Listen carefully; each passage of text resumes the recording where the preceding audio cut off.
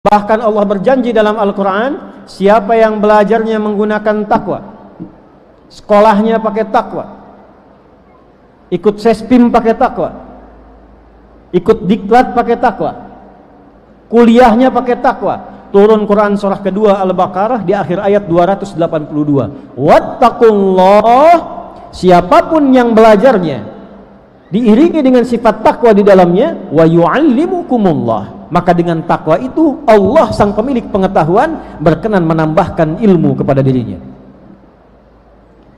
Jadi fisik pakai takwa, akal pakai takwa, jiwa pakai takwa. Dalam keseharian kita semua ini terpisah-pisah.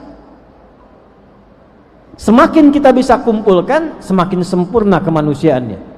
Kalau fisiknya bertakwa, melihatnya dengan takwa, mendengarnya dengan takwa, makannya pakai iman, belajarnya pakai iman, sholatnya pakai iman, dikumpulkan ketiganya, maka jadilah manusia seutuhnya.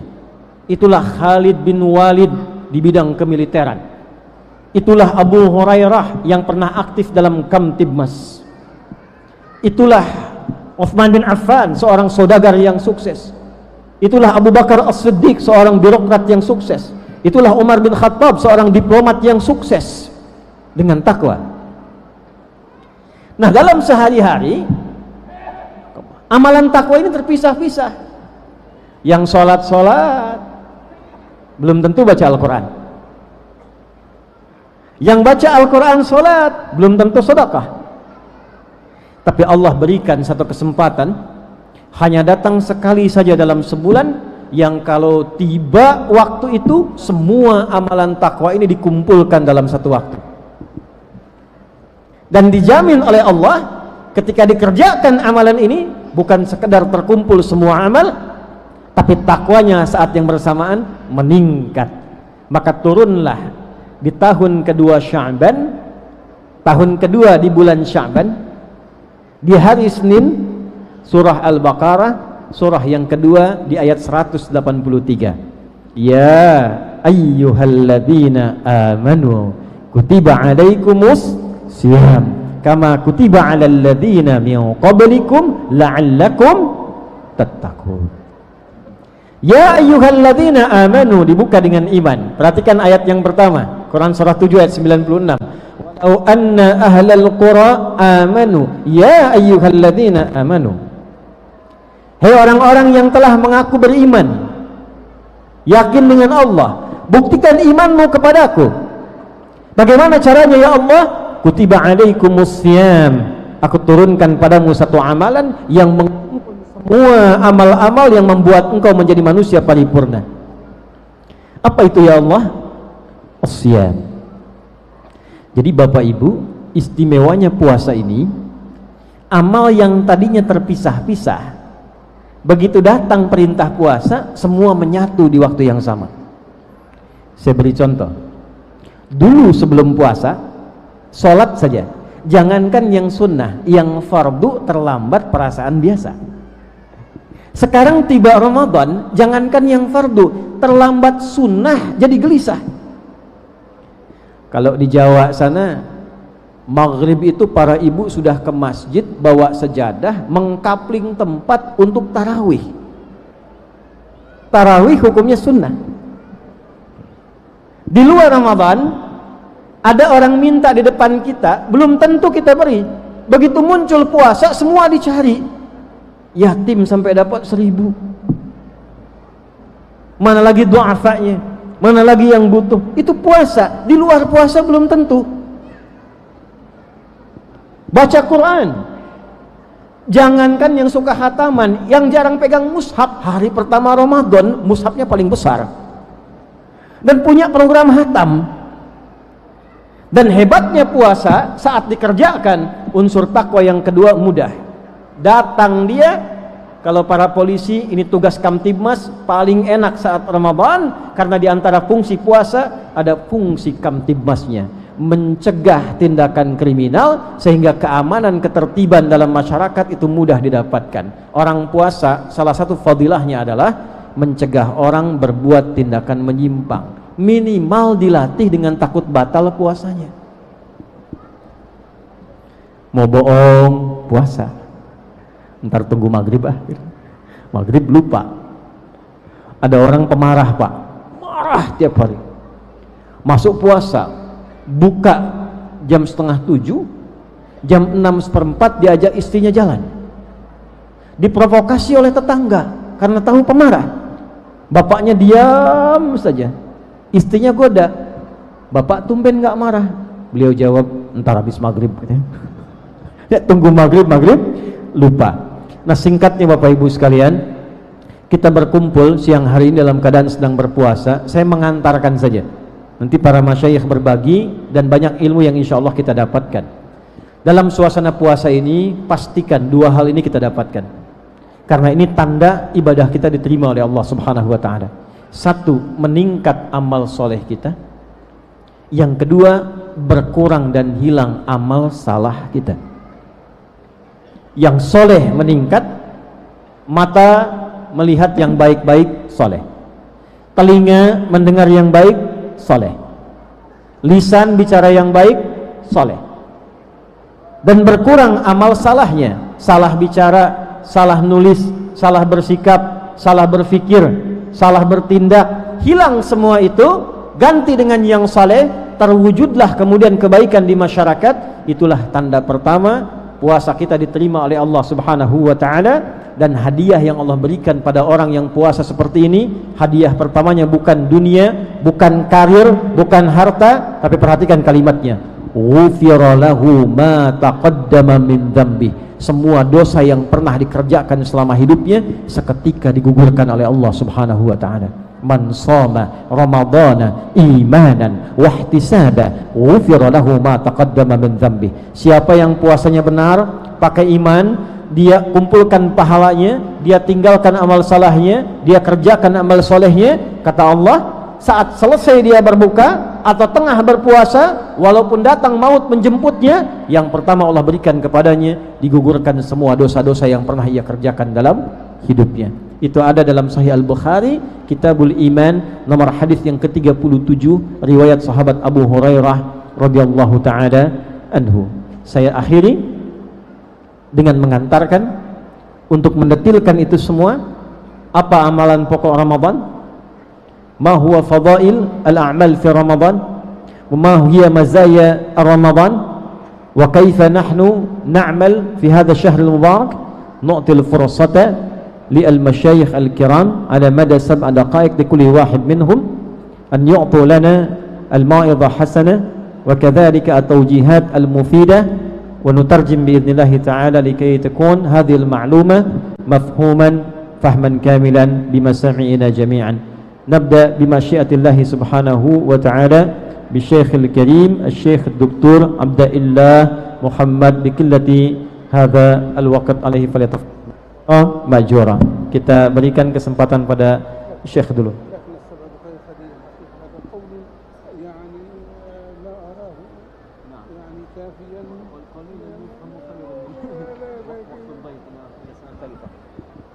الحمد لله حمدا يوافي ما تزايد من النعم وشكر له على ما أولانا من الفضل والجود والكرم لا أحصي ثناء عليه هو كما أثنى على نفسه ونسأله اللطف والإعانة في جميع الأحوال وحال حلول الإنسان في رمسه والصلاة والسلام على سيدنا محمد سيد العرب والعجم المبعوث لسائر الأمم صلى الله عليه وعلى آله وأصحابه وذريته وآل بيته الطيبين الطاهرين.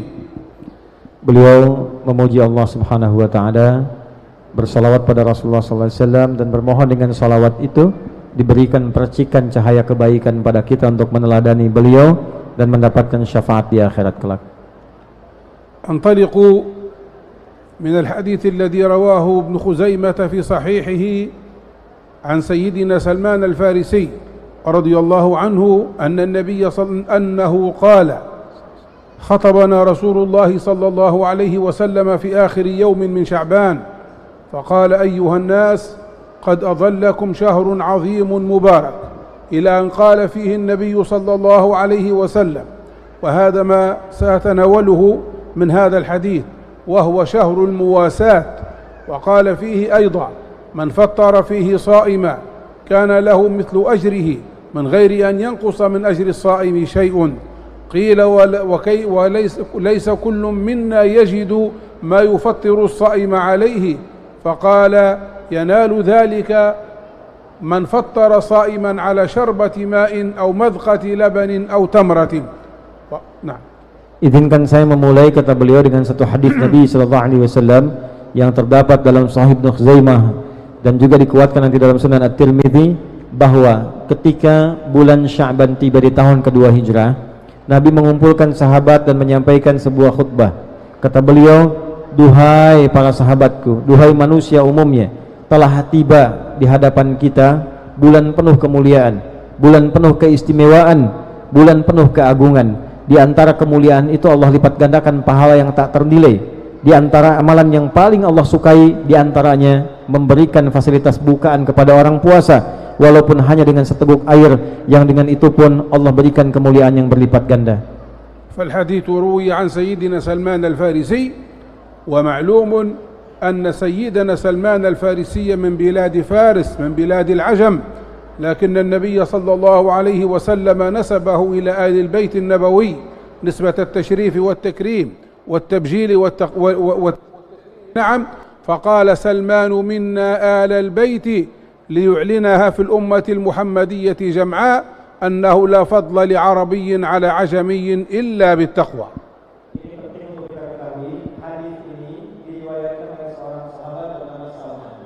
Asalnya bukan tapi dari Persia, maka dikenal dengan Salman al-Farisi.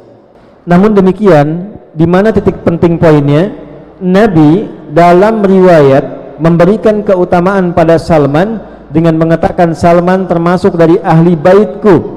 Hal ini isyarat kepada kita bahwa keutamaan di sisi Allah itu bukan karena seseorang berasal dari suku A, daerah B, tapi bagaimana seseorang membangun kedekatan kepada Allah dengan amal soleh, menaati Rasulnya, maka digolongkanlah oleh Nabi SAW kepada golongan yang diridhai Allah dan termasuk dalam golongan Rasulullah SAW. وقد كان سيدنا المصطفى صلى الله عليه وسلم أجود بالخير من الريح المرسلة، وكان أجود ما يكون في رمضان حين يلقاه سيدنا جبريل عليه السلام، وحينئذ قال هنا الرسول صلى الله عليه وسلم: وهو شهر المواساة، أي شهر رمضان، فهو شهر مواساة الأرامل واليتامى، وشهر مواساة الفقراء والمحتاجين، وشهر مواساة المعوزين. وهذا يتأتى ممن كان له فضل من طعامه، عملا بقول النبي صلى الله عليه وسلم فيما رواه الإمام سيدنا أبو سعيد الخدري رضي الله تعالى عنه وأرضاه، من قوله عليه الصلاة والسلام: من كان له فضل مال فليعد به على من لا مال له، ومن كان له عنده فضل ظهر فليعد به على من لا ظهر له، ومن كان عنده فضل زاد فليعد به على من لا زاد له. هذا في جميع الأحوال وفي جميع الظروف، حتى قال سيدنا أبو سعيد الخدري رضي الله عنه: فذكر رسول الله صلى الله عليه وسلم من أصناف المال ما ذكر، حتى رأينا أنه لا حق لأحد منا في الفضل. هذا في الأحوال العادية والظروف الاعتيادية. يتأكد هذا في رمضان، لأن رمضان شهر القرآن وشهر الصبر وشهر المواساة، فقال عليه الصلاة والسلام واصفا هذا الشهر بأنه شهر المواساة. نعم. Paham? Alhamdulillah. Ada satu fahimtum, fatabassamu dhahikin. Bapak Ibu, teman-teman sekalian, Ramadan itu diantara keistimewaannya digambarkan dalam beberapa hadis Nabi sallallahu alaihi wasallam. Yang pertama, hadis riwayat Ibnu Abbas radhiyallahu taala anhuma, menggambarkan Nabi sallallahu alaihi wasallam kalau tiba Ramadan menyontohkan kepada kita bertambah kebaikannya, bertambah persatuannya, bertambah sifat sosialnya, bertambah rangkulannya, menjadi pribadi yang lembut, mengalahkan angin yang bertiup sepoi-sepoi, menjadi pribadi yang dermawan, senang berbagi, senang menyantuni, menghilangkan berbagai tindakan yang tidak produktif. Lalu beliau menyitir perbandingan dengan hadis riwayat sahabat Abu Sa'id Al-Khudri radhiyallahu taala anhu yang mengatakan standar orang Islam itu kalau sudah muslim seharusnya banyak meningkatkan kebaikan. Kalau punya lebih, berbagi. Harta lebih, berbagi. Ada kelebihan tenaga, berbagi dengan yang membutuhkan. Ada yang butuh perhatian, berikan perhatian. Inilah standar keislaman. Yang lemah kita lindungi, yang kuat melindungi, yang lemah dilindungi, yang butuh bantuan diberikan. Ini standar keislaman. Anda bayangkan, di luar Ramadan saja standarnya sudah baik. Bersatu, rukun, menjalin kebaikan, saling menolong, saling mendoakan, itu standar orang Islam. Jadi kalau ada orang Islam senang berbuat kerusakan atau senang berbuat sesuatu yang menyimpang, maka dia sedang berada di bawah standar. Ramadan ini naik di atas standar, lebih bagus lagi, lebih baik lagi. Jadi beliau ingin menggambarkan komparasi keteladanan yang ditampilkan oleh Nabi kepada kita dalam salah satu pidato beliau saat Ramadan adalah berupaya meningkatkan kebaikan-kebaikan individual dan sosial kita saat bulan ini tiba. ولا يحقرن أحد صدقة يقدمها لله تعالى في هذا الشهر الكريم أو في غيره من الأوقات، لأن معلمنا صلى الله عليه وسلم وشفيعنا المصطفى صلى الله عليه وسلم قال اتق النار ولو بشق تمرة، فلو قدم الإنسان نصف تمرة قدمها في سبيل الله صدقة فإنها ستقيه من نار جهنم يوم القيامة. Saking pentingnya standar kebaikan ini, Bapak Ibu fokus di sini. Saking pentingnya standar kebaikan dilatih saat Ramadan ini, Nabi sampai mengingatkan, jangan pernah merendahkan orang yang sedang belajar menjadi baik saat Ramadan dan mempraktekkan itu dengan cara yang sederhana, walaupun dengan berbagi satu kurma. Jadi betapa Nabi sangat mengapresiasi, menghargai seseorang yang ingin berubah jadi orang baik. Sampai beliau mengatakan, orang yang merendahkan seseorang yang ingin menjadi orang baik, sekalipun berbagi dengan satu butir kurma, maka Allah rendahkan ia ke dalam neraka jahanam dengan satu butir kurma yang ia rendahkan itu. Karena itu saya sering munculkan quotes, ini tambahan dari saya sebagai syarah, Allah sangat mencintai pelaku maksiat yang gemar bertobat dibandingkan orang soleh yang tidak pernah merasa salah. Nah, bikin status tuh ya, tidak diulang tuh. تفضل شيخ. وكما قال عليه الصلاة والسلام والله في عون العبد ما كان العبد في عون أخيه، فمن أراد أن يكون الله معينا له ومفرجا لكرباته ودافعا عن المصائب عنه فعليه أن يبادر في هذا الشهر الكريم بأن يفرج كربات المحتاجين ويزيل الهم عن المنكوبين ويفرح اليتامى والبؤساء فيجازيه الله بذلك، إما أن يصرف عنه بلاء وإما أن يرزقه وإما أن يدفع عنه مصيبة وإما أن يؤجل أجره إلى يوم القيامة. Beliau mengingatkan satu hal yang penting, sering kita lupa. Maaf, kebanyakan orang puasa banyak meningkatkan amal pribadi, sholatnya, ngajinya banyak khatam, zikirnya diperbanyak, lupa pada amal yang kedua, yaitu amal-amal sosial yang langsung dipraktikkan oleh Nabi SAW. Apa diantara amal sosial itu? Satu, saling hidup rukun bersatu dengan saling membantu dan menolong. Itu penting. Dan ini yang jarang dinarasikan, jarang diviralkan. Beliau mencontohkan, seperti kita membantu melihat lingkungan kita yang terkena musibah, kita datang minimal bahagiakan semampu kita. Saya barusan dari satu daerah Batu Busuk, ya, di Batu Busuk. Berapa di antara teman-teman Sumbar yang sudah datang ke sana? Kami jauh, saya dari Jakarta, Syekh dari Libya sampai ke sana. Anda tetangganya sampai Ramadan belum bisa sampai ke sana. Kalau ada orang Libya, Libyanya pun dari jauh lagi bisa sampai ke sana. Anda belum nyampe. Dengan cara apa lagi Allah tuntunkan kepada kita? Cara bersatu, rukun yang saling memperhatikan. Maka walaupun berbagi makanan, menolong yang lemah, membahagiakan dengan senyuman, itulah indahnya Ramadan selain amalan-amalan pribadi yang kita tampilkan. ولهذا شرع الإسلام صدقة التطوع في رمضان وشرع زكاة الفطر على سبيل الوجوب في آخر رمضان، وشرع الزكاة الواجبة متى ما حال الحول على النصاب